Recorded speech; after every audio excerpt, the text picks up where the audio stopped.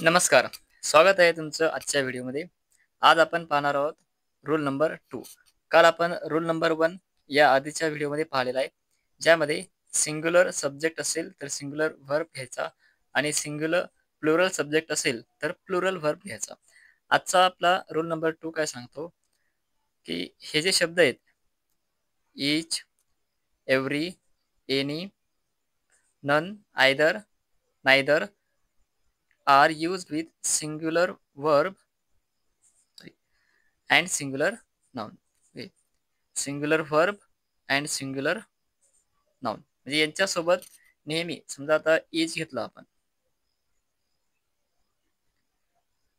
तर यासोबत singular verb for example इथे हॅज, ठीक आहे, हॅवच्या ऐवजी हॅज येईल, इज हे झाले सिंग्युलर व्हर्ब. आणि सिंग्युलर नाउन जसं की सिटीजन हे काय झालं सिंग्युलर नाउन, ठीक आहे, सिटीजन. किंवा स्टुडंट हे झालं सिंग्युलर नाउन. जे आपण असं म्हणतो ना each one, each each student म्हणजे हे झालं सिंग्युलर, ठीक आहे. आणि जर यांच्यानंतर ऑफ लागला, ठीक आहे, इचच्या इच, एव्हरी, एनी यांच्यानंतर जर ऑफ आला, समजा आता इच आहे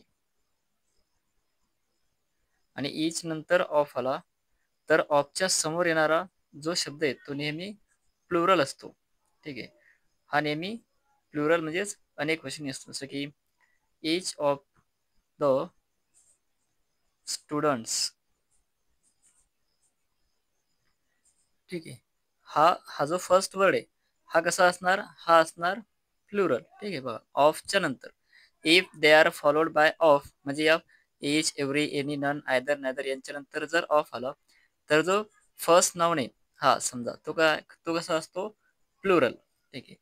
आणि पण व्हर्ब कसा असणार सिंग्युलर, कारण इथे काय इच म्हणजे इच वन किंवा each of the students has येईल किंवा मग इथे इज इज येईल, ठीक आहे.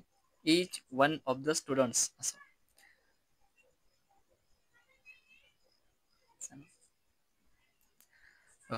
इच student have qualified the test. आता इथे इच आहे आणि इच नंतर आपण नेहमी सिंग्युलर व्हर्ब घेतो. आता इथे हे जे व्हर्ब आलेलं आहे हे हॅव आहे आणि हॅव हे कसं आहे, हॅव आहे प्लुरल, ठीक आहे. म्हणजे इथे काय पाहिजे, इथे पाहिजे हॅज, म्हणजे इथे हॅवच्या ऐवजी इथे यायला पाहिजेत has.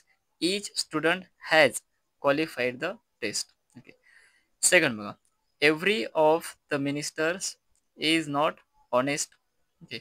Every of the ministers is not honest. आता इथे एक गोष्ट, एव्हरी ऑफ हे कधीच येत नाही, म्हणजे एव्हरी च्या नंतर ऑफ हे कधीही येत नाही. मग इथे एकतर असं पाहिजे एव्हरी वन ऑफ, किंवा मग एव्हरी काढला तर इथे आपण इच ठेवू शकतो, परंतु इच ऑफ चालते परंतु एव्हरी ऑफ चालत नाही. म्हणजे एव्हरीच्या नंतर वन काय, वन आहे सिंग्युलर नाउन, ठीक आहे. म्हणजे एव्हरीच्या नंतर सिंग्युलर नाउन आणि त्यानंतर येते ऑफ म्हणजे every one of. For example every citizen of, every student of, every teacher of किंवा एव्हरी वन ऑफ. मग इथे काय दिलं एव्हरी ऑफ, म्हणजे हे इथं कट होईल एव्हरी ऑफ. याऐवजी आपण काय घेऊ शकतो, इथे इच हा शब्द घेता येईल, ठीक आहे. इच ऑफ द मिनिस्टर्स, आता बघा आपण काय पाहिलं की इच, एनी, एव्हरी यानंतर जर ऑफ आला तर जो फर्स्ट नाउन आहे हा इथे मिनिस्टर आहे. फर्स्ट नाउन हा कसा असतो प्लुरल आणि हा कसा आहे प्लुरलच आहे, म्हणजे हे करेक्ट आहे, यामध्ये काही बदल करायची गरज नाही. कारण ऑफच्या नंतर येणारा जो नाउन असतो तो नेहमी प्लुरल असतो, ठीक आहे.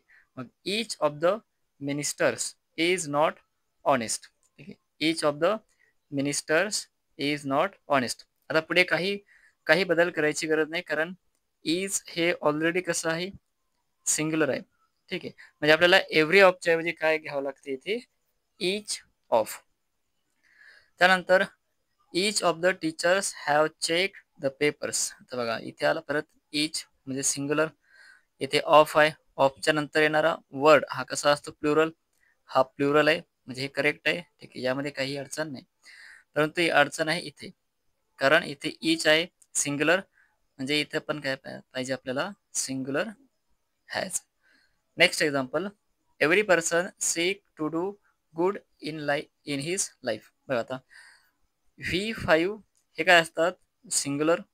ओके, V5 हे सिंग्युलर असतात आणि V1 हे कसे असतात? प्लुरल. ओके, V5 म्हणजे ज्याला यस एस लागतो, जसं की क्रिएट्स, जम्प्स, आपण काल हे शब्द बघितले, सीम्स, स्किल्स. तर हे झाले V5, ते कसे असतात? सिंग्युलर. आणि V1 हे असतात प्लुरल. आता एव्हरी आलं, एव्हरी हा कसा आहे? सिंग्युलर आहे. आणि इथे हे जे सीक आहे हे आहे V1 आणि हे आहे प्लुरल. म्हणजे आपल्याला या सीकच्या ऐवजी इथे काय जोडायला पाहिजे? इथे फक्त यस लावावा लागेल.